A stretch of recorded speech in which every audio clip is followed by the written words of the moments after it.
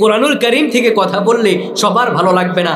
এই কোরআনুল কারীম দিয়ে যখন আমি ফেরাউনের কথা বলবো, যখন এই কোরআনুল কারীম দিয়ে আমি মুসার কথা বলবো, তখন ফেরাউনকে বাদ রাখা যাবে না। এই কোরআনুল কারীম দিয়ে যখন আমি ইব্রাহিমের কথা বলবো, তখন নমরুদকে বাদ রাখা যাবে না। এই কোরআনুল কারীম দিয়ে যখন আমি মুহাম্মদ সাল্লাল্লাহু আলাইহি সাল্লামের কথা বলবো, তখন আবু জাহালকে বাদ রাখা যাবে না। এই কোরআনুল কারীম দিয়ে যখন আমি ইমানদার ও বর্তমান ইসলামী শাসনতন্ত্র নিয়ে কথা বলবো, তখন রাম বাম নাস্তিক আর চাটুকারদের বাধা দিয়ে কথা বলা যাবে না, তাদেরকে নিয়েই কথা বলতে হবে, ঠিক কিনা? সুতরাং এই কোরআনুল কারীম দিয়ে কথা বলবো, পক্ষে যাক আর বিপক্ষে যাক, মানতে রাজি আছেন তো সবাই? আমরা দেখি মঞ্চের মধ্যে হুজুর কোরআনুল কারীম দিয়ে তাফসীরের কথা বলছে, কত মঞ্চ থেকে আলেমদের মাইক কেড়ে নেওয়া হয়, কত আলেমদের কথার মধ্যে বন্ধ করে দেওয়া হয়, কত মুফাসসিরিনে কোরআনদের এই কোরআনুল কারীমের কথা বলার কারণে আজকে যুগের পরে যুগ ধরে তাদেরকে মিথ্যা মামলা হামলা দিয়ে জেলের মধ্যে বন্দী করে রাখা হয়। আল্লাহ তাআলা তাদের পরিচয় দিয়ে দেন, শোনো বান্দারা, তারা শুধু এই যুগেরই নয়, সেই যুগেও তারা ছিল। কোরআনুল কারীমের কথাগুলো বললে তাদের ভালো লাগবে না।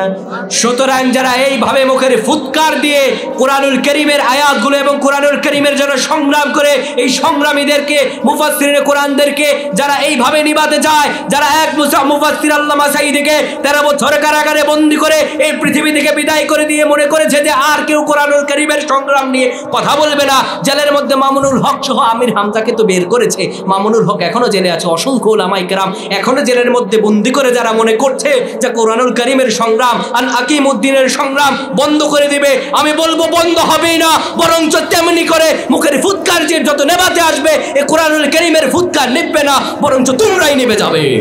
আল্লাহ তাআলা বলেন, ইন্নামাল মুমিনুনা আল্লাযীনা ইযা যুকিরাল্লাহ, নিশ্চয়ই মুমিন হবে তারা, নিশ্চয়ই সফল ব্যক্তি হবে তারা। আপনি সফল না বিফল আসল প্রকৃত খবরে জানেন। পৃথিবীর বুকে আমরা যদি কারো 10 তলা বিল্ডিং দেখি, কেউ যদি গিয়ে কোনো মাত্র ইউরোপ কান্ট্রিতে যায়, যত সমাজের বাপ আছে আগে চেষ্টা করে নিজের মেয়েটারে কিভাবে ইউরোপ কান্ট্রিতে বিবাহ দিবে। একটু ঘটনা বলে দিই, কথায় এসে যায়। আসল মূলত আয়াতে ঢোকার আগে সফলতার বাহ্যিক চরিত্রের কথা আমি বলি। আমাদের সমাজে এখন টাকার কাছে সবকিছু বিক্রি হয়ে যায়, ঠিক কিনা? টাকার কারণে মানুষের পায়ের নিচে আর মাটিতে হাত লাগেই না। কি যে অবস্থা বলবো ভাই, আমাদের দেশে একটা ঘটনা বললে বুঝবেন। পাত্র আর পাত্রী গিয়েছে দেখতে। এবার যাওয়ার পরে যে পাত্রীর বাবা, সে হচ্ছে একজন আলেমে দ্বীন, একজন ভালো মানুষ, নামাজ পড়েন। তা এখন যাওয়ার পরে পাত্রের বাড়ি থেকে লোকজন গিয়েছে, যাওয়ার পরে পাত্রর বাপ যত বড়ই মুসল্লি হোক আর যত বড়ই ভালো মানুষ হোক, টাকা পয়সার দিকে একটু নজর সবারই থাকে। এতদিন কত ভালো ভালো মানুষ বিয়ের প্রপোজাল পাঠাইলো, কিন্তু তাদের কাছে দিল না। ইউরোপ কান্ট্রিতে থাকে ছেলেটা, এবার পাঠাইছে বিয়ের প্রস্তাব। এবার মেয়ের যে চাচা আছে সে বলতেছে, আচ্ছা তো ছেলে কি করে? বলতেছে ছেলে ইউরোপ থাকে। তো বলতেছে ছেলে নামাজ পড়ে কিনা? ছেলে ইউরোপ থাকে। আচ্ছা আচ্ছা ঠিক আছে। কয় যে ছেলে ঠিক মতো পর্দা টর্দা মানে তো? ওই দেশে তো আবার শুনছি একটু কেমন যেন উলঙ্গ হ্যাপনাভাবে চলে। কয় দূর মেয়ে, আপনি বারবার প্রশ্ন করেন, ছেলে ইউরোপ থাকে। ইউরোপ থাকে, আচ্ছা ঠিক আছে। ছেলে যখন দেশে আসবে তখন ছেলে তো দাড়ি টাড়ি রাখবে নাকি? একদম মেয়ে যেহেতু মাদ্রাসায় পড়ছে, মাদ্রাসার মেয়ে নিচ্ছেন, ভালো মেয়ে নিচ্ছেন, তো ছেলে তো ভালো হবে না। বলছে দূর মেয়ে, এত প্রশ্ন করেন কেন? ছেলে ইউরোপ থাকে। বলছে মিয়া ফাজলামি করেন আপনি, ছেলে ইউরোপ থাকে দেখি কি আমার মেয়েকে এক বন জঙ্গলের ভেতরে দিয়ে রাখবো নাকি?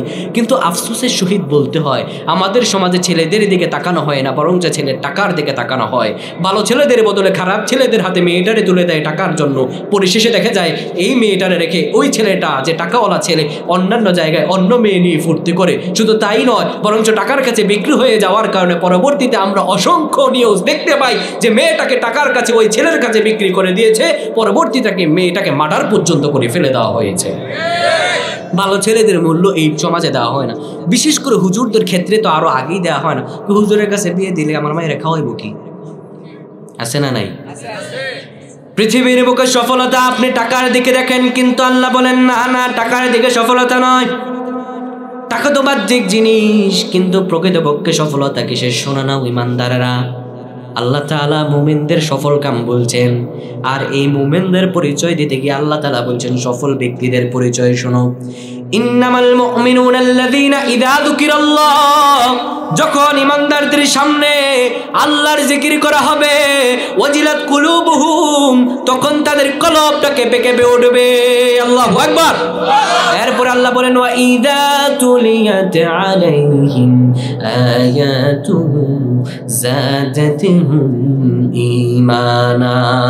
আর আমার মুমিন বান্দাদের সামনে যখন আমি আল্লাহর পবিত্র কোরআনুল কারীমের কথাগুলো ভেঙে ভেঙে বলা হবে, যাদাতুহুম ঈমানা, তখন তাদের ঈমান বেড়ে যাবে।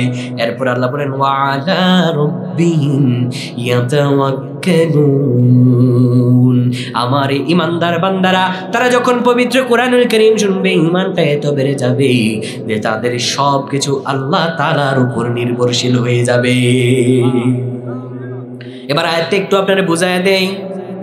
আল্লাহ তাআলা এখানে বললেন নিশ্চয়ই ঈমানদার হবে তারা যাদের সামনে ইযা যুকিরাল্লাহ, আল্লাহর জিকির করা হলে পরে কলবটা কেঁপে কেঁপে ওঠে।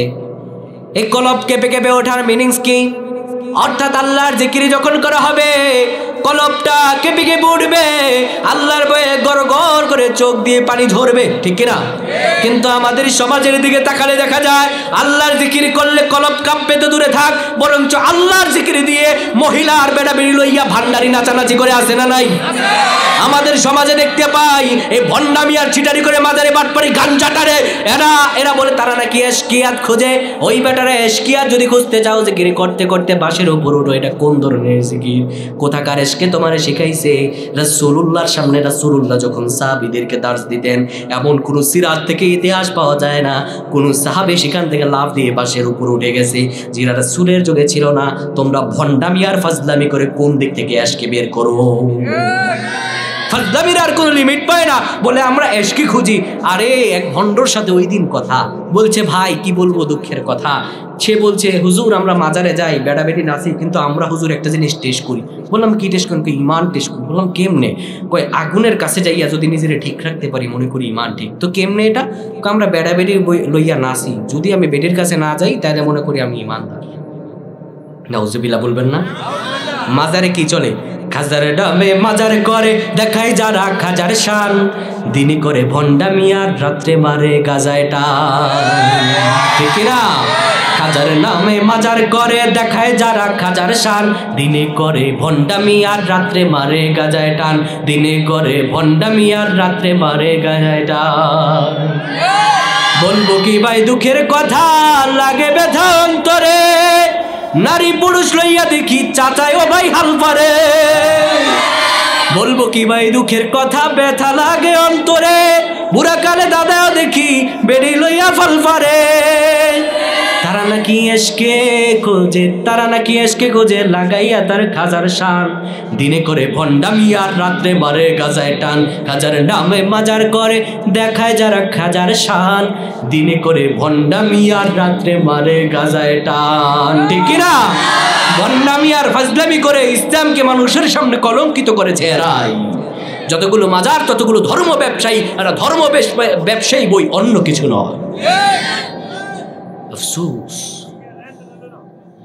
আল্লাহ তাআলা বলছেন ঈমানদারদের সামনে যখন আল্লাহর জিকির করা হবে কলব কাঁপবে, আর তারা আল্লাহর জিকির দিয়ে তাদের কলব তো কাঁপি না, শরীর কাঁপনের ঠেলায় লুঙ্গি কখন খুলে যায় সেটারই ঠিক নাই। এরপরে আসেন আল্লাহ রাব্বুল আলামিন বলেন শুধু ঈমানদারদের কলব কাঁপবে তাই নয়, শোনো ইদা তুলিয়াত আলাইহিম আয়াতুহু যাদাতুহুম ঈমানা। শুধু ঈমানদারদের কলব কাঁপবে তাই নয়, আর ঈমানদারদের সামনে যখন আল্লাহর কোরআনুল কারীমের আয়াতগুলো বলা হবে, কোরআনুল কারীমের কথাগুলো যখন বলা হবে, যাদাতুহুম ঈমানা, তখন তাদের ঈমানগুলো বেড়ে যাবে। এবার বুঝে বলবেন কথা, ঈমানদারদের কথা যদি ঈমানদারদের সামনে যদি কোরআনুল কারীমের আয়াত তেলাওয়াত করে ঈমানদারদের ঈমান বাড়ে, কিন্তু সব নামদারি ঈমানদারদের কিন্তু ঈমান বাড়ে না। কথা ঠিক কিনা? পবিত্র কোরআনুল কারীমের 9 নম্বর সূরা 10 নম্বর পারায় অবস্থিত পবিত্র কোরআনুল কারীমের এই সূরার 32 নম্বর আয়াতে আল্লাহ তাআলা তাদের পরিচয় দেন। রব্বুল আলামিন বলেন ইউরিদুনা আইয়ুতফিউ নূরাল্লাহি বিআফওয়াহিহিম ওয়া ইয়াবাল্লাহু ইল্লা আইয়ুতিম্মা নূরাহু ওয়ালাউ কারিহাল কাফিরুন। আল্লাহ তাআলা বলেন এই কাফিরেরা চায়, ইউরিদুনা এরা চায় আইয়ুতফিউ নূরাল্লাহি বিআফওয়াহিম তাদের মুখের ফুৎকার দিয়ে আল্লাহর নূরকে নিভিয়ে দিতে, কিন্তু আল্লাহ বলেন ওয়া আবাল্লাহ, কিন্তু আল্লাহ না তাদের নূরকে নিভাতে দিবেন না। ওয়া আবাল্লাহ আল্লাহ তার নূরকে প্রজ্বলিত করবেন, ওয়ালাউ কারিহাল কাফিরুন যদিও কাফেররা তা অপছন্দ করে। তারা চায় মুখের ফুৎকার দিয়ে, বিভিন্ন হামলা মামলা দিয়ে, আলেমদের কারাগারের মধ্যে বন্দী করে দিয়ে, মুখের ফুৎকার দিয়ে বিভিন্ন মিথ্যা কথা বলে তাদেরকে জেলের মধ্যে বন্দী করে দিতে, কিন্তু আল্লাহ বলেন তারা কোশ্চেন কালেও পারবে না। উদাহরণ দেখালে ভালো করে বুঝবেন ভাই। এক মা এবং এক ছেলে, আমাদের অনেকাংশ এই জায়গায় কি এখন আপনাদের এলাকায় কি গ্যাস এসেছে? গ্যাস আসে নাই, পাহাল আছে না, চুলা আছে, মাটির চুলা। তাহলে বুঝবেন উদাহরণটা আপনারা ভালো করে। মা এইবার সন্তান নামাজে দাঁড়াবে, মা বলতেছে বাবারে আমি নামাজে দাঁড়ায় যাব, ওই যে ভাতটা চুলার মধ্যে বসায় রাখছি, এখন সেখানে তো আগুন দিতে হবে, যখন ভাতটা দেখবি ফেনা ফেনা চলে আসবে তখন আগুনটা নিভাইয়া দিবি, তখন আগুনটা বের করে দিবি। এবার ছেলে ছোট্ট মানুষ, অবোধ শিশু, দেখবেন আপনার যারা ছোট্ট সন্তান আছে কোনো মতে একটু কথা পাকা পাকা কথা বলছে, আব্বু আব্বু বাবা বাবা একটু যখন বলে, একটু যখন আরেকটু বড় হয় 3-4 বছরের বা 5 বছরের, আপনি যদি বলেন যে বাবা যা ওইখান থেকে আমার এই জিনিসটা নিয়ে আয়, দেখবেন দৌড়ে চলে যাবে। এরকম করে না? কিন্তু আফসোসের সহিত আরেকটু কথা বলতে হয়, আমাদের সমাজে 5-7 বছরের বাচ্চাদেরকে দিয়ে এমন কিছু কুলাঙ্গার চাচা আর বাবারা রয়েছে যারা এই 5-7 বছরের বাচ্চাগুলোর দিয়ে দোকান থেকে সিগারেট আর আকিস বিড়ি আনায়। আপনি আপনার সন্তান, আপনি আপনার ভাতিজাকে দিয়ে আজকে যে আকিস বিড়ি আর সিগারেট আনালেন, এই ছেলেটা তো ভবিষ্যতে বড় হয়ে ইয়াবার বাবা ট্যাবলেট টানবে। আপনি আপনার সন্তানকে গোড়া থেকে নষ্ট করে দিচ্ছেন, আর বড় হলে হুজুরের কাছে বলছেন হুজুর একটু দোয়া করেন, ফলায় কথা হনে না। আফসোস, আপনি বাবা আপনি আপনার সন্তানকে মানুষ করতে পারেন নাই। আজকে সমাজে ফজরের নামাজের সময় বাবা নামাজ পড়তে যায়, ছেলের রোম দিয়ে নামাজে যেতে হয়, তো যাবে যখন ফজরের সময় কোনো শীত, বাবা বিদেশ থেকে এসেছে, কম্বল, সৌদি আরব থেকে হাজি মানুষ কয়েকবার হজ করেছে, দামি কম্বল এনেছে, ছেলের রুম দিয়ে হেঁটে ফজর নামাজের সময় যায়, ছেলের রুম দিয়ে যায়, যখন দেখে ছেলের মুখ থেকে কম্বলটা সরে গিয়েছে, বাবা ফজর নামাজের সময় ফজর নামাজ পড়তে যায় আর ছেলের কাছে এসে ওই কম্বলটা মাথার উপর মুড়ে দিয়ে যায়, আবার নিজে নামাজ পড়ে গিয়ে আল্লাহর কাছে দোয়া করি, আল্লাহ তুমি আমার কবুল করে নাও। হায় আফসোস, হায় আফসোস, আপনার বালেক ছেলেটাকে আপনি জাহান্নামে পাঠিয়ে দিয়ে নিজে জান্নাত তালাশ করলেন, আপনাকে তো আপনার ছেলে পাড়ায়া জাহান্নামে যান। কথা কন না কেন? এ কি মিথ্যা কথা নাকি? আপনাদেরকে প্রমাণ দেখা দেই, পবিত্র কোরআনুল কারীমের 41 নম্বর সূরা সূরাতুল হামিম সিজদায় আল্লাহ রাব্বুল আলামিন এই কথাটা জানিয়ে দিয়েছেন। পবিত্র কোরআনুল কারীমের 29 নম্বর আয়াতে হামিম সিজদার আল্লাহ তাআলা বলেন, ওয়াকালাল্লাযীনা কাফারু রাব্বানা আরিনাল্লাযীনি আযাল্লানা মিনাল জিন্নি ওয়াল ইনস নাজআলহুমা তাহতা আকদামিনা লিয়াকুনা মিনাল আসফালিন। কিয়ামতের ময়দানে হাজী সাহেব আল্লাহ থেকে জান্নাতের সার্টিফিকেট পাবে। অনেক সময় হাজী সাহেবরা জান্নাতের সার্টিফিকেট পাওয়ার পরে এবার জান্নাতে যাওয়ার জন্য প্রস্তুত হবে। কিয়ামতের ময়দান বাবা কেউ কাউরে ছাড় দেবে না, কেউ কাউরে চিনবে না। হাজী সাহেব জান্নাতের টিকিট পাইছে যখন, কারো কথা মনে নাই জান্নাতে যাবে তখন, এবার হঠাৎ করে ওর সন্তানেরা, ওর যারা আওলাদ ছিল তারা ডেকে বলবে, আল্লাহ দাঁড়ান, ওনাকে জান্নাতে যেতে দাও, আমরা দিব না যেতে। আল্লাহ বলবেন কেন যেতে দিবে না? সন্তানরা এবার আল্লাহকে ডেকে বলবে, আরিনাল্লাযীনি ওয়াল্লাহ আমাদেরকে দেখা দেন তাদেরকে, আযাল্লানা মিনাল জিন্নি ওয়াল ইনস নাজআলহুমা তাহতা আকদামিনা লিয়াকুনা মিনাল আসফালিন। তাদের কাজকে দেখা দেন যারা আমাদেরকে নামাজ পড়ার জন্য বলে নাই। আমার বাবা আমার মা, আমি বড় হয়েছি, এই বোনেরা বলবে, আমার বোনেরা সেদিন বলবে আমার মা আমারে পর্দা করাতো না। আফসোসের সহিত বলতে হয় ভাই রে ভাই, বিয়ের সময় যখন কোনো বাপ মা সন্তানকে নিয়ে বিয়ের মধ্যে যায়, মেয়েটারে সুন্দরভাবে সাজায় যায়, মেয়েটারে রাখে সামনে, আর বুড়া বেড়ি যেই বুড়া বেড়ির দিকে কোনো যুবক ভালো করে তাকায় লাগাবে না। ওই বুড়া বেটি যত পারে 5 পাট 6 পাট 7 পাট লাগায় যায়, আর বেগানা তার মেয়েটারে সাজায় গোজায় সামনে রেখে দিয়ে যায়। বেগানা ছেলেরা ওই মেয়েটারে দেখে লোভ না সামলাতে পেরে ওই নারীর দিকে নজর দেয়। এদিকে মা পর্দা করে জান্নাতে যেতে চায়, আর সন্তান রে জাহান্নামের মধ্যে পাঠায়া দেয়। আছে না নাই? আবার যখন এই সন্তান, এই মেয়ে যখন পর বেটা আর পর পুরুষ আর পর ছেলের নিয়ে চলে যায়, কপালের মধ্যে হায় হায় হায় হায় বলা ছাড়া আর কোনো কাজ থাকে না। আছে না নাই? বাজরা গ্রামে নাই? তো এই সন্তান বাচ্চা যাদের আছে তারা দেখবেন ছোট্ট একটা কথা বললে কথা শোনে। তো মা বলছে বাবা আমি নামাজে দাঁড়িয়ে যাব। শোন, ওই বাদ যখন হবে তখন একটা কাজ করবি যে এটা নিবে দেবি। তো ছেলে শোনার পর বলতেছে হ্যাঁ মা পারবো, আমি অবশ্যই পারবো। তো বোকা ছেলে এতদিন বুঝে নাই, কারেন্ট চলে গেলে দেখতো মা কুফির মধ্যে আর মোমবাতির মধ্যে ম্যাচ দিয়ে আগুন জ্বালায়, আর যখন সেটা বন্ধ করবে তখন ফু দিয়ে সেটা নিভিয়ে দেয়। এবার ছেলেও ভাবছে ওই পাহাল আর চুলার ব্যাপারটা মনে হয় তেমন। মা এদিকে নামাজে দাঁড়িয়েছে, ছেলে ওই দিকে চুলার দ্বারে বসে আছে। হঠাৎ করে তীব্র উত্তেজনা গরমে ভাতের সেই হ্যান পাক মেরেছে যখন ছেলে এবার বুদ্ধি খাটাইছে, তখন মারে দেখেছি মা মোমবাতি নিবাই ফু দিয়ে পোলা নিয়েছে হাতে পায় দিয়েছে সেই চুলার মধ্যে। এবার পোলা জোরে জোরে মারতেছে ফু ফু ফু। বলেন তো আগুন নিববে না বাড়বে? নিববে না বাড়বে? দস্তো দস্তে दरिया भी न छोड़े हमने, दस्तो दस्ते दरिया भी न छोड़े हमने, बहरे जुल्मत पे दौड़ा दी घूरे हमने। প্রান্তর কি প্রান্তর, সাগরের খরস্রোতা উত্তাল টাইগ্রিস নদীর সেই অশ্বরোহী মুসলমান দুভাগ, সাগরের দুভাগ পাক করে আফ্রিকার ভূখণ্ডে কালিমার পতাকা উড্ডীন করেছে। আমরা তো সেই বীর মুসলমান, ঠিক কিনা? সুতরাং যারা আমাদেরকে সিক্রেট মার্ডার করতে চাও, গুপ্ত হত্যা করতে চাও, জেলে ভরতে চাও, জুলুম করতে চাও, মনে করছো আমাদেরকে নিষ্পেষিত করা যাবে, শুনে রাখো বাতিল সে দবনে ওয়ালে আয়া সে মানহি হাম,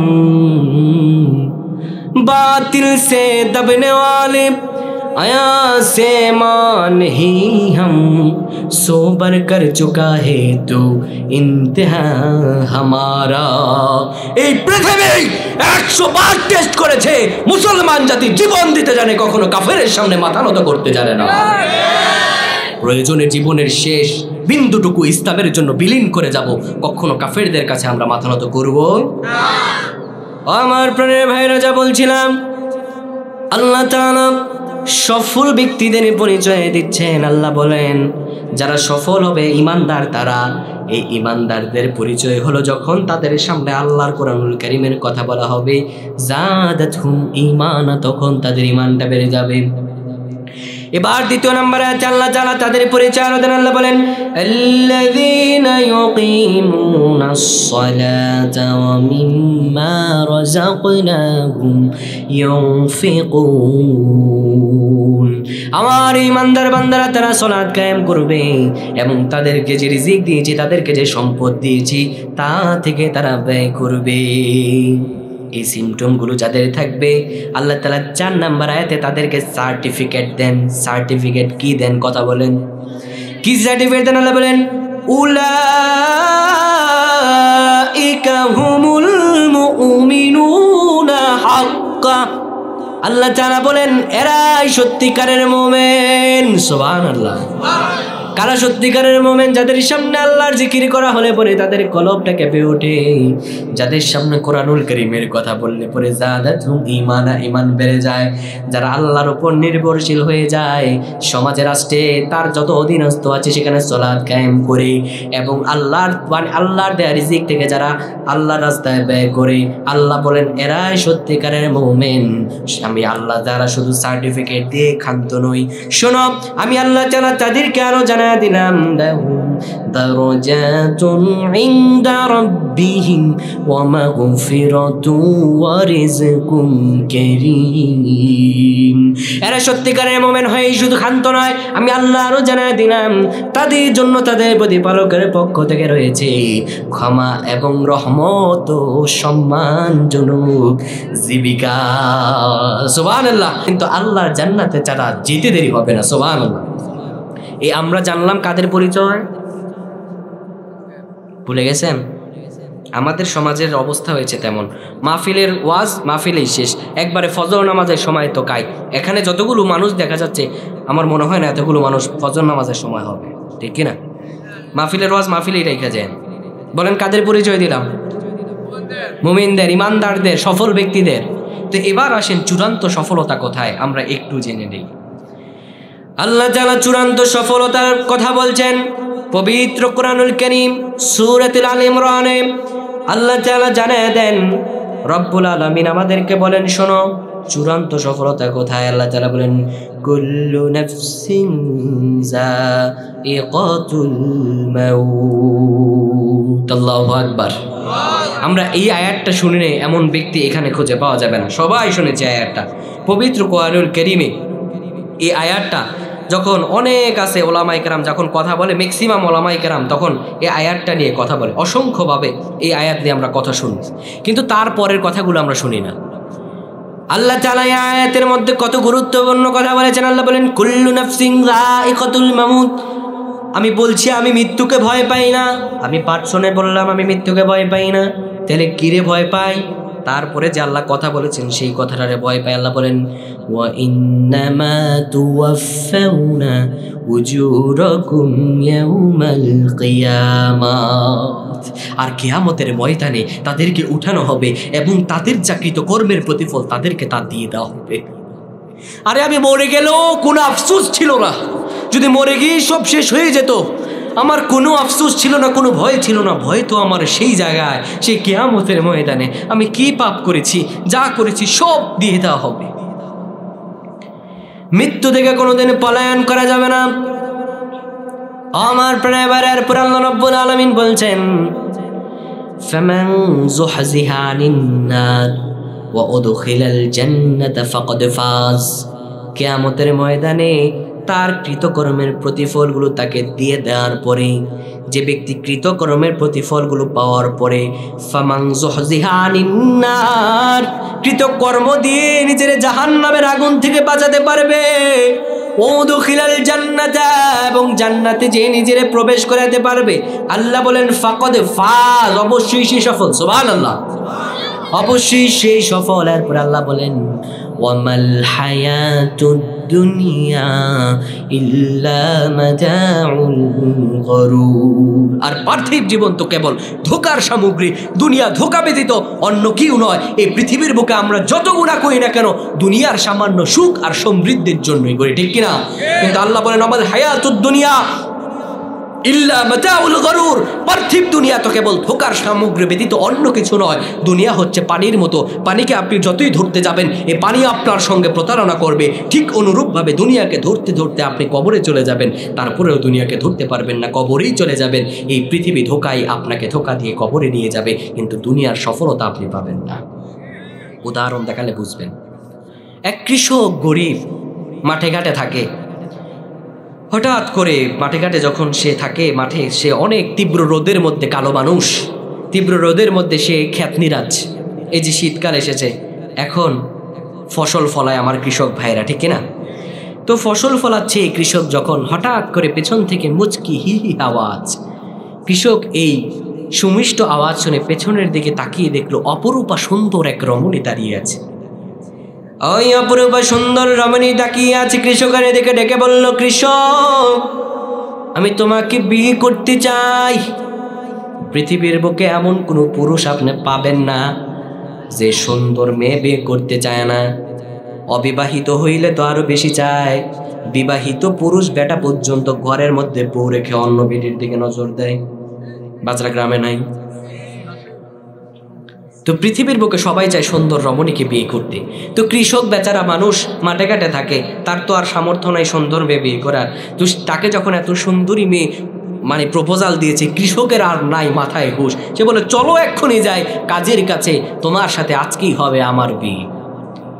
এবার কাজী সুন্দর রমণীকে নিয়ে গিয়েছে কাজীর কাছে, বলতেছে কাজী ভাই কোনো চিন্তা নাই, আমাদের পরের দিন বিয়া, আপনার এই হলো দায়িত্ব, তাড়াতাড়ি করেন। এবার কাজী লিখতেছিল, কৃষক যখন সুন্দর নারী নিয়ে এসেছে, হঠাৎ করে কাজী বেটা মাথা উপরে তুলছে যখন কৃষকের সাথে সুন্দরী রমণী দেখেছে, তখন সুন্দর রমণী দেখে কাজী বেটারও মাথা ঠিক নাই। কাজী বলে, বেটা কৃষক তুই থাম, তুই মাঠে ঘাটে কাজ করস, এটা তোর সাথে যায় না। আমি শিক্ষিত মানুষ, আমি এডুকেটেড পারসন, সুতরাং এই নারী আমার সাথে যায়। এই নারী তুই বিয়ে করতে হবে না, তুই বেটা যা মাঠে ঘাটে থাক, এই নারীকে আমি বিয়ে করি। লাগছি নি বেশ? এবার কৃষকও বলে আমি বিয়ে করব, কাজীও বলে আমি বিয়ে করব, দুইজনের মধ্যে বিশাল বড় ফাইটিং। এবার দুইজন সিদ্ধান্তে উপনীত হয়েছে, চলো আর কোনো কথা নাই, আমাদের যে বাদশা রাজা রয়েছে তার কাছে চলো যাই, তিনি যাকে ডিসিশন দিবেন সে বিয়ে করবে। সুন্দর রমণী নিয়ে রাজপ্রাসাদে চলে এসেছে। এবার মহারাজা বলবে কি বিচার করব বলো। এবার ওই কৃষক আর কাজী বিচার দিচ্ছে, ও মহারাজা, এই সুন্দর নারীকে আমি বিয়ে করতে চাই। রাজা সাহেব এবার মাথা তুললো, তাকায় দেখলো সুন্দর নারীর দিকে। এবার সে মহারাজা বলল, থাম বেটা, তোরা দুইজনে আমার অযোগ্য, এই নারী তোদের বিয়ে করতে হবে না, এরা আমি বিয়ে করব।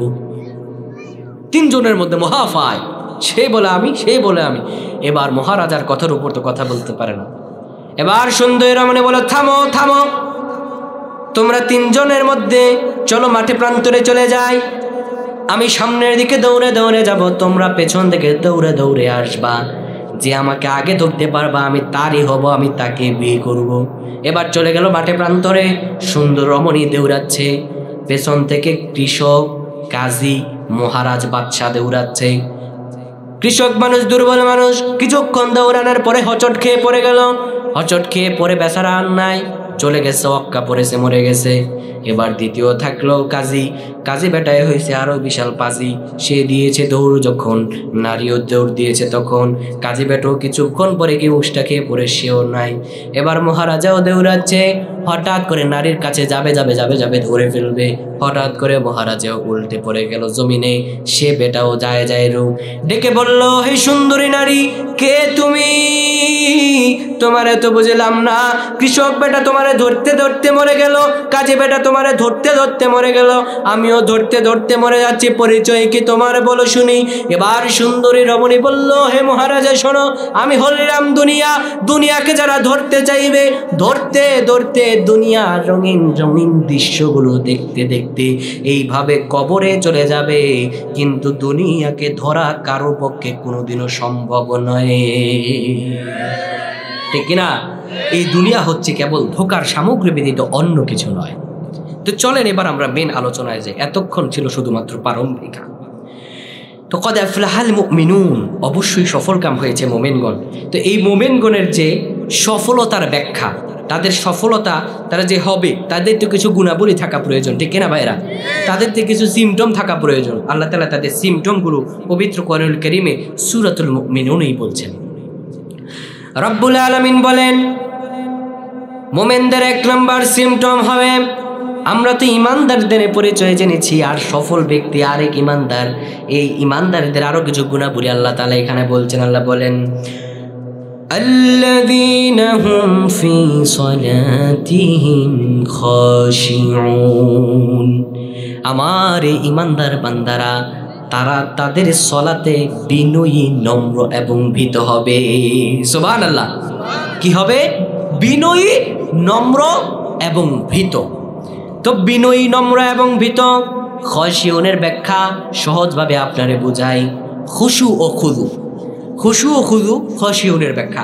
এই খুশু ও খুদুটা আপনারা সহজভাবে যদি বোঝাই, খুশু হচ্ছে অন্তরের স্থিরতা। সলাতে দাঁড়ালে অনেক সময় দেখা যায় আমাদের মনটা কখনো এদিক সেদিক চলে যায়, কখনো চলে যায় নারীর বাড়িতে, কখনো চলে যায় বাড়িতে, স্ত্রীর কাছে, বা অনেক সময় দোকানপাটে, বিভিন্ন জায়গায় চলে যায়। তো অন্তরকে বিভিন্ন জায়গায় না নিয়ে সলাতের ভিতরে স্থিরপূর্ণ রাখাটাকে বলা হয় খুশু। আর খুদু হচ্ছে শারীরিক স্থিরতা, অর্থাৎ শরীরকে স্থিরপূর্ণ রাখা। অনেক সময় দেখা যায় সলাতের মধ্যে আমরা দাঁড়িয়েছি, একটা মশা এসে কামড়াইছে, তো ওই বেটা মশারে মারতে মারতেই তার জীবন যৌবন শেষ, ঠিক না? মশারে মারতে মারতেই তার জীবন শেষ। আবার তো অনেকে আছে নামাজে দাঁড়ায়, আবার সামনে দিয়ে কেউ গেলে, আছে না নাই? আফসুস। খুদু হচ্ছে শারীরিক স্থিরতা। কিন্তু সলাতটা যদি আপনি বুঝতেন, আল্লাযীনা হুম ফি সালাতিহিম খাশিউন, এই নামাজে আপনি বিনয়ী নম্র কেমন ভাবে হবেন? যখন আপনি নামাজটা বুঝবেন তখন আপনি বিনয়ী নম্র হবেন। কিন্তু আফসোসের সহিত বলতে হয় 60-70 বছর 80 বছরের চাচা কোনোদিনও সূরা ফাতিহার অর্থ পড়ে দেখে নাই। আপনি সলাতে কিভাবে নামাজে মনোযোগী হবেন একটা উদাহরণ দেখাই। সলাতের ব্যাপারে আপনি একটু অ্যানালাইসিস করেন।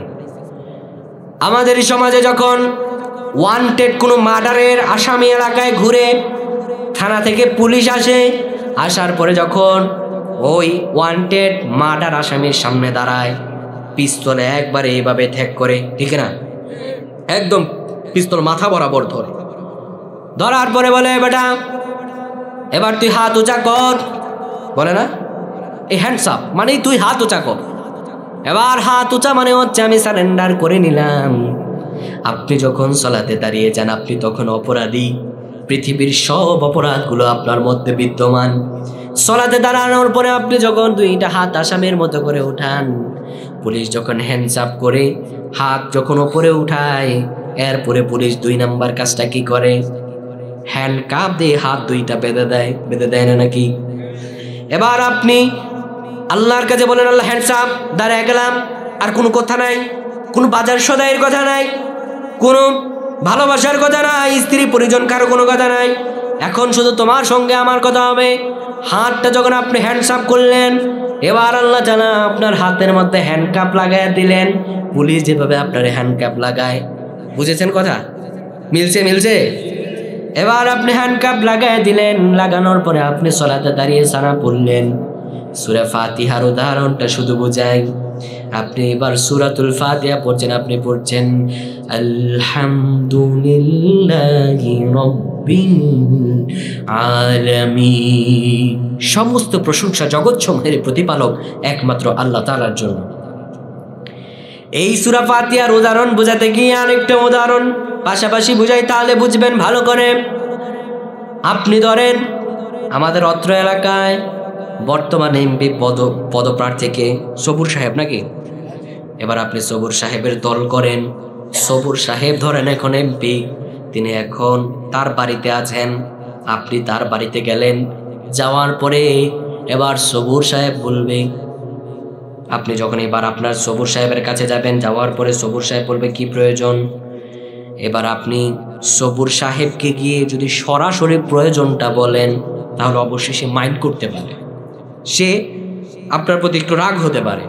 প্রথমেই সবুর সাহেব কিংবা আপনি যে নেতার বাড়িতে গিয়েছেন তার সুন্দর সুন্দর প্রশংসা করে তার দিলটা গলাইতে হবে, ঠিক কিনা? পাম মারতে হবে, পাম, ঠিক কিনা? যে তোমার নেতা আমার নেতা, তুমি আসো সামনে, আমরা তোমার পেছনে, বলে না? আরে ভাই, নির্বাচনের সময় সাধারণত মাত্র একটা পরোটার জন্য পোলাপান যেই মিছিল দেয়, এই মাথা থেকে ওই মাথা মানুষের মাথা ব্যথা করে ফেলে, ঠিক কিনা? এবার আপনি আপনার নেতার কাছে গেছেন, যাওয়ার পরে আপনি তার প্রশংসা করতে হবে। এবার আল্লাহর সামনে আপনি দাঁড়াইছেন, আল্লাহর কাছে আপনি প্রশংসা করছেন, আল্লাহর কাছে বলছেন সমস্ত প্রশংসা জগৎ প্রতিপালক আল্লাহ তোমার জন্য। এরপর আল্লাহর প্রশংসা করলেন আর রহমানির রহিম, যিনি পরম করুণাময় এবং অসীম দয়ালু। মালিকি ইয়াউমিদ্দিন, যিনি বিচার দিবসের মালিক। নেতার সামনে অসংখ্য প্রশংসা করার পরে কিছুক্ষণ আপনার নেতা কিন্তু চিনে না, প্রথম আপনারে দেখেছে। এই প্রথম দেখার কারণে নেতা আপনারে স্বাভাবিকভাবে জিজ্ঞাসা করবে তুই কে, জিজ্ঞাসা করবে না? এই তোমার পরিচয় কি, এত প্রশংসা করছো কেন? এবার আল্লাহ আপনার জায়গায় তুমি কে? এবার আপনি আল্লাহকে বলেন ইয়্যাকা না'বুদু, ও আল্লাহ আমি আপনার ইবাদত করি, আমি আপনার বান্দা। আপনার নেতা যখন আপনারে জিজ্ঞেস করেছে তুমি কে, আপনি তখন বলছেন ও নেতা আমি আপনার দলের লোক, আমি অমুক ওয়ার্ডের কাউন্সিলর, আমি অমুক ওয়ার্ডের কর্মী, আমার মতো কর্মী পৃথিবীর বুকে হয় না, জান দিয়ে নেবো আপনার জন্য। এবার নেতা বলবে ঠিক আছে, এতক্ষণ প্রশংসা করলা, খুবই খুশি হলাম, তুমি আমার দলের লোক, আমার কাছে কি কিছু চাও নাকি? আল্লাহ ঠিক সেইভাবে বলেন বান্দা আমার কাছে কিছু চাও নাকি? এবার আপনি বলেন ওয়া ইয়্যাকা নাস্তাঈন, আল্লাহ গো আমার সাহায্য লাগবে, আল্লাহ আমার সাহায্য লাগবে। প্রথমে আল্লাহর প্রশংসা করলেন, আল্লাহ তাআলা বললেন তুমি কে? আপনি বললেন ইয়াকা নাবুদু, আল্লাহ আমি আপনার দলের লোক। এরপরে বললেন তুমি কে? এরপরে বললেন ওই তোমার কিছু লাগবে নাকি? আপনি বললেন ওই ইয়াকা নাস্তাইন, আমার সাহায্য লাগবে। আল্লাহ বলেন কি সাহায্য চাই তোমার? বলো, আমার কাছে যা চাইবা তাই দিব। এরপরে আপনি বললেন আল্লাহ সাহায্য হলো ইহদিনাস সিরাতাল মুস্তাকিম, আল্লাহ আপনি আমার এই সরল সঠিক পথটা দেখায় দেন। এবার আল্লাহ রাব্বুল আলামিন জিজ্ঞেস করে কোন পথ চাও? তুমি কি আওয়ামী লীগের পথ চাও, না বিএনপির পথ চাও, জামাতের পথ চাও, না হেফাজতের পথ চাও? ডান দিকে যেতে চাও না বাম দিকে যেতে চাও? কোন দল চাও, কি চাও আমার কাছে বলো। এবার আপনি আল্লাহকে বলেন আল্লাহ কোনো দল বুঝি না, কোনো কিচ্ছু বুঝি না, আপনি আমার তাদের পথ দেখায় দেন। কাদের পথ? সিরাতাল্লাযীনা আন'আমতা আলাইহিম, যাদেরকে আপনি যুগ যুগ ধরে আপনার অনুগ্রহ আর রহম দিয়ে দিয়েছেন। সুবহানাল্লাহ। আরে আপনি আল্লাহর সঙ্গে সলাতে কথা বলছেন। লা সলাতা ইল্লা বিফাতিহা, সূরা ফাতিহা ছাড়া নামাজ হয় নাকি? সূরা ফাতিহা ছাড়া কখনো নামাজ হবে না। প্রত্যেকবার রাসূলুল্লাহ সাল্লাল্লাহু আলাইহি ওয়াসাল্লাম সহিহ বুখারী শরীফে বলেন সূরা ফাতিহার প্রত্যেকটা কথার রেসপন্স আল্লাহ এইভাবে বান্দার সঙ্গে করেন। সুবহানাল্লাহ। আপনার প্রমাণ দিয়ে দিলাম। এরপর আল্লাহ তাআলা বলেন আর কিছু চাও নাকি? এবার আপনি বললেন আল্লাহ ওই দল চাই না। কোন দল? গায়রিল মাগদুবি আলাইহিম ওয়ালাদ-দাল্লিন, আল্লাহ ওই পথ চাই না যাদের পথগুলো পথভ্রষ্ট আর ভ্রান্ত আর দুনিয়া লোভী। সুবহানাল্লাহ। এরপরে আপনি দাঁড়ান, সলাতের মধ্যে আল্লাহ আপনার সাথে কথা বলেন। আপনি যেই সূরাই নেন আল্লাহ ওই সূরা দিয়ে আপনার সঙ্গে কথা বলেন। ধরেন এবার আপনি রুকুতে যাবেন, রুকু হলো সবচাইতে সেনসিটিভ জায়গা। আপনি বললেন আল্লাহু আকবার, আল্লাহ তুমি বড়। এই রুকুর মধ্যে যাওয়ার পর আপনি বলেন সুবহানা রাব্বিয়াল আযীম, সুবহানা রাব্বিয়াল আযীম, সুবহানা রাব্বিয়াল আযীম। সবচেয়ে সেনসিটিভ জায়গা রুকু। এই রুকুর মধ্যে আপনি যা কি বলেন জানেন? পবিত্র ওই মহান রব, আযীম, যিনি সবচাইতে বড় মহান। সুবহানাল্লাহ। এত সেনসিটিভ জায়গা রুকু। সেই রুকুর মধ্যে যাওয়ার পরে আপনি যখন আল্লাহর প্রশংসা করেন, আমার রব বলেন বান্দারে তোর সেই প্রশংসাটা আমি আল্লাহ তাআলা শুনি। আল্লাহ তাআলা আপনার মুখ দিয়ে বলায় নেন। আল্লাহ বলেন সামিআল্লাহু লিমান হামিদা, তোমার প্রশংসা তোমার রব শুনেছেন, তুমি যা তার সম্পর্কে প্রশংসা করেছো। সুবহানাল্লাহ। এর অর্থ কিন্তু এটাই, এর অর্থ এটাই। আমি সরল অনুবাদ করছি। আপনি সলাতে যদি মন বসাতে চান তো নামাজে আপনি কি পড়তেছেন এটা আপনার অ্যানালাইসিস করা লাগবে, এটা আপনার দিমাগের মধ্যে ঢুকানো লাগবে। আপনি নামাজে কি পড়তেছেন এটা বুঝবেন যখন, আপনি কোনোদিনও নামাজ থেকে মন সরাতে পারবেন না, ঠিক কিনা? এবার আপনি দাঁড়ালেন, আপনি বলেন রব্বানা লাকাল হামদ, আল্লাহ আপনার জন্য প্রশংসা। হামদান কাসীরান তাইয়িবান মুবারাকান ফি, যত প্রশংসা যত পবিত্রতা যা কিছু আছে সব আপনার জন্য। আমরা অনেক সময় পুরাটা পড়ি না, কিন্তু পুরাটা পড়ার একটা ফজিলত আছে। একটু ফজিলতটা বলি তাহলে বুঝবেন। রাসূলুল্লাহ সাল্লাল্লাহু আলাইহি ওয়াসাল্লাম একদিন নামাজ পড়তেছেন। হাদিস স্বাভাবিকভাবে হাদিস কাকে বলে জানেন? রাসূলুল্লাহ সাল্লাল্লাহু আলাইহি ওয়াসাল্লামের কথা কাজ ও মৌন সমর্থনকে হাদিস বলে। এটা হচ্ছে একটি মৌন সমর্থনের হাদিস। রাসূল সাল্লাল্লাহু আলাইহি ওয়াসাল্লাম সালাতে আছেন, নবীজি আমার রুকু থেকে দাঁড়ালেন, রাসূলুল্লাহ বললেন সামিআল্লাহু লিমান হামিদা। পেছন থেকে সাহাবীরা বলল রব্বানা লাকাল হামদ। একজন সাহাবী পড়ে উঠল হামদান কাসীরান তাইয়িবান মুবারাকান ফি। এবার রাসূলুল্লাহ সালাত শেষ করলেন। সালাত শেষ করার পরে আমার রাসূলুল্লাহ সাহাবীদের দিকে ঘুরে বসতেন। এটা রাসূলুল্লাহর আদত ছিল, প্রত্যেক সালাত শেষ করার পরে সাহাবীদের দিকে তিনি ঘুরে বসতেন। রাসূলুল্লাহ সাহাবীদের দিকে ঘুরে বসলেন। ঘুরে বসার পরে বললেন ওই কোন সাহাবী বাড়তি কথাটা বলেছ? যে সাহাবী বলেছে ওই সাহাবীর কলিজায় কি আর পানি আছে? রাসূল শিখান নাই, এটা তিনি নিজ থেকে বলেছেন।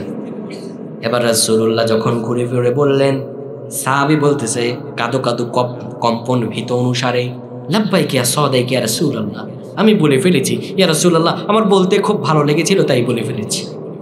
রাসূলুল্লাহ সাল্লাল্লাহু আলাইহি সাল্লাম বললেন সাহাবীরে তুমি রব্বানা লাকাল হামদ হামদান কাসীরান তাইয়িবান মুবারাকান ফি। এইটুকু বলার কারণে আমি রাসূলুল্লাহ দেখতে পেলাম আকাশ থেকে লক্ষাধিক ফেরেশতা আল্লাহ রাব্বুল আলামিন জমিনে অবতরণ করলেন।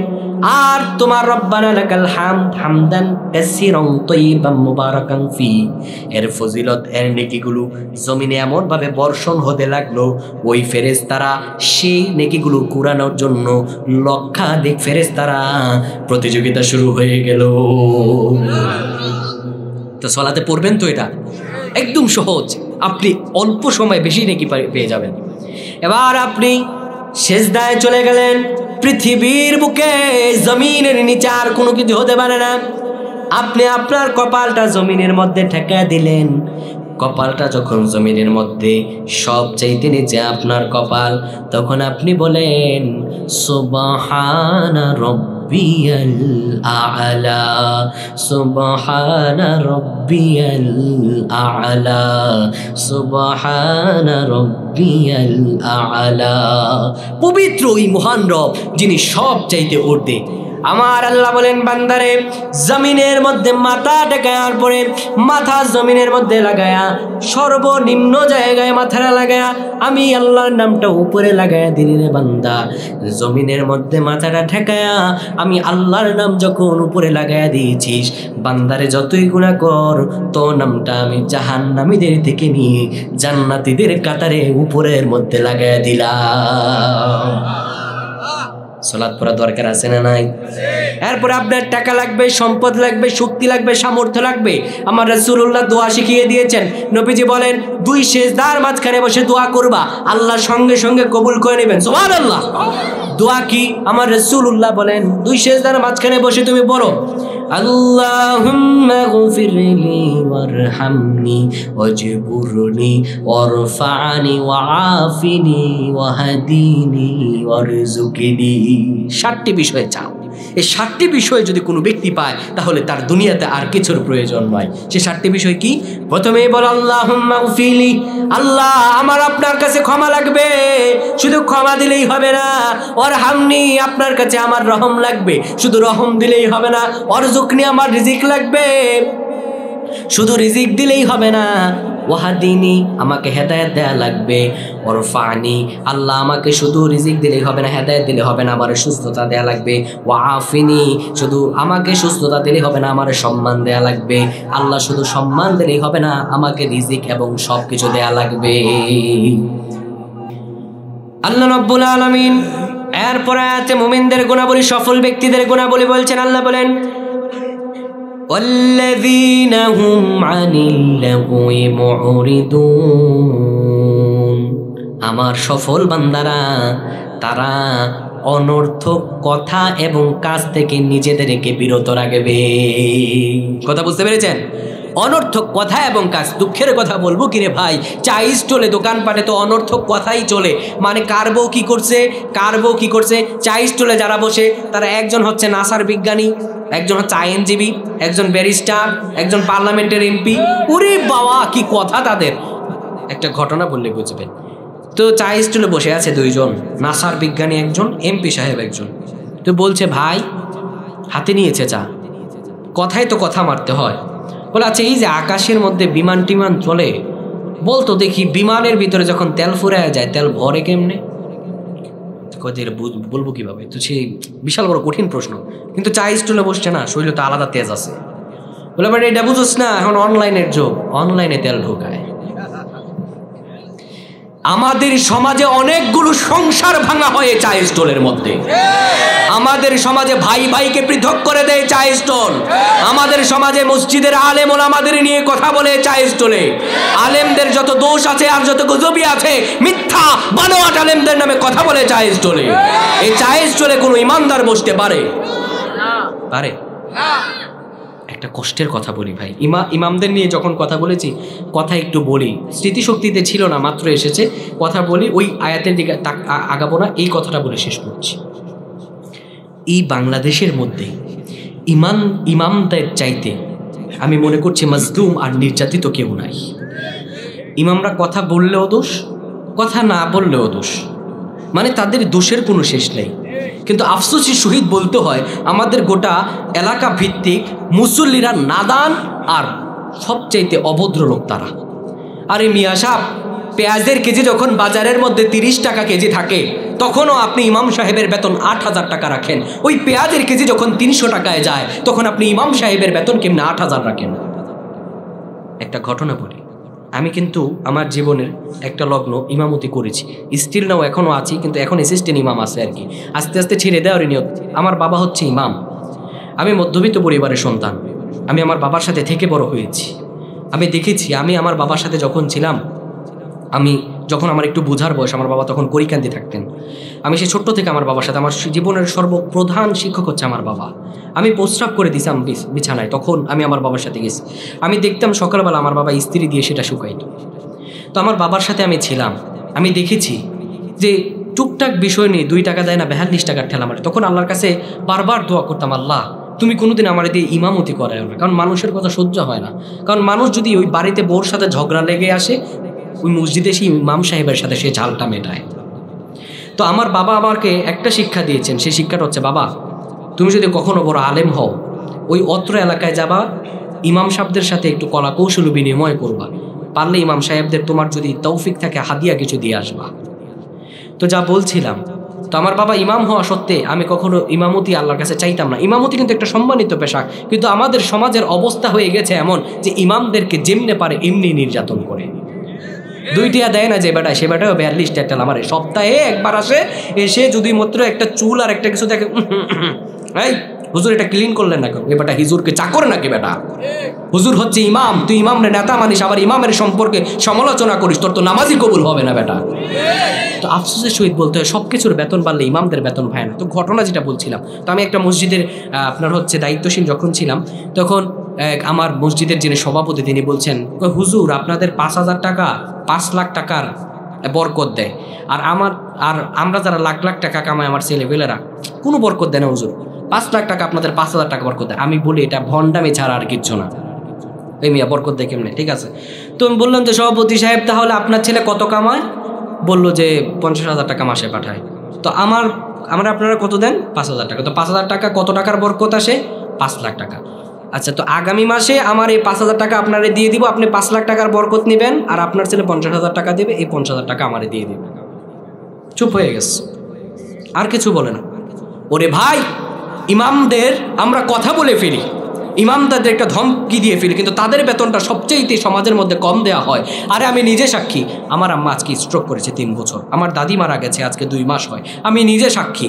আমার মা অসুস্থ হয়ে গিয়েছে, আমার বাপ টাকার জন্য আমার মায়ের সম্পূর্ণ ভালো চিকিৎসা করাতে পারে নাই। এই দায় কার? এই দায় কি ইমামদের নাকি আপনাদের? আপনারা যারা সম্মান করতে পারেন না, এটা আপনাদের দায়। আমি কিছু করতে পারি নাই, আমি তখন চাকরি করি না, আমার মা স্ট্রোক হয়ে যায়, আমার বাপ চিকিৎসা করাইতে পারে না, সে ইমামতি করে। ইমামদের কষ্টগুলো বুঝার চেষ্টা করেন। এগুলো বলা যায় না পাবলিক প্লেসে, শুধু বললাম কথায় কথায় এসে যায়। চিকিৎসা করাইতে পারে নাই। আমার কাছে জমানো ছিল 10,000 টাকা, আমি সেটা বের করে দিয়েছিলাম বিকাশ থেকে। ইমামদের প্রাপ্ত সম্মান কেউ করতে পারে না। আমার দাদি যখন মারা যায়, আইসিইউতে ভর্তি হয়, আমি বলছি আব্বু আমি তো টুকটাক ওয়াজ করি, কিছু টাকা জমানো আছে, আমি দিব, আপনি ভর্তি করান। তাও প্রপার লেখে চিকিৎসা করাইতে পারে নাই। এই দায় কার? এই লজ্জা কার? এই লজ্জা আপনার। আপনারা ইমামদের মূল্যায়ন করতে জানেন না, আপনারা ইমামদের প্রাপ্ত মূল্যায়ন দিতে পারেন না। যত পারেন তাদের উপর ঠেলেন। আরে এমনও সমাজে আছে তারাবির টাকা উঠে 1 লাখ আর ইমাম সাহেবদের ডিসকাউন্ট করে 60,000 টাকা দেয়, আর সমাজের মোল্লারে দেয়। ওইদিকে মোল্লার অনেক টাকা।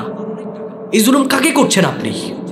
মোল্লারে দিতে হলে ইমাম সাহেবের বাইরে অন্য দিক দিয়ে তার জন্য কালেকশন করেন, তাও ইমামদের উপরে জুলুম করিয়েন না। আর জুলুমাতি ইয়াউমাল কিয়ামা, কিয়ামতের ময়দানে জুলুমগুলো অন্ধকারাচ্ছন্ন হবে, আর এই অন্ধকারাচ্ছন্ন হয়ে পৃথিবী থেকে আপনাকে নিষ্পেষিত করে যতই আমল নিয়ে যান, একজন ইমামের উপর আপনি জুলুম করেছেন, পার পাবেন না। আজকে দুঃখের কথাগুলো কথায় বলে ফেললাম, কেউ কিছু মনে কষ্ট নেন না। বাস্তবিক অর্থে ইমামরা খুবই নির্যাতিত, লাঞ্ছিত, অপমানিত। আর সেজন্য ইসলামের বিজয় বিচরান ওই ইয়াতে আসার পরে একজন ওই দিন একটা কথা বললো, আমি সেটা শুনলাম যে বাইতুল মোকাররমে এদিকে একটা সমাবেশ হচ্ছে, ওই দিকে একটা সমাবেশ হচ্ছে, ওই দিকে একটা গেটে সমাবেশ হচ্ছে, অনেকগুলো গেট না বাইতুল মোকাররমে। তো সব জায়গায় বলতেছে যে বিশ্বের মুসলিম এক হও, এক হও, এই কথা চিল্লায় চিল্লায় বলতেছে। তো তিনি বললেন, আমি আফসোস করে দেখলাম এই 3টা সমাবেশের মধ্যে একই স্লোগান, কিন্তু আহারে এই 3টা সমাবেশ একসাথে হতে পারলো না। এরা আবার কিসের বিশ্বের মুসলিম এক হও? তুমি নিজেই নিজের মধ্যে কোনো আনতে পারো না, জিহাদ করে ফেলবা, ওই এই করে ফেলবা, সেই করে ফেলবা। সমাজের ইমামদের তুমি কোনো মূল্যায়নই করো না, তুমি আলেমদের মূল্যায়ন করতে জানো না, তো তোমার মতো তো হতভাগা আর কেউ হতে পারে না।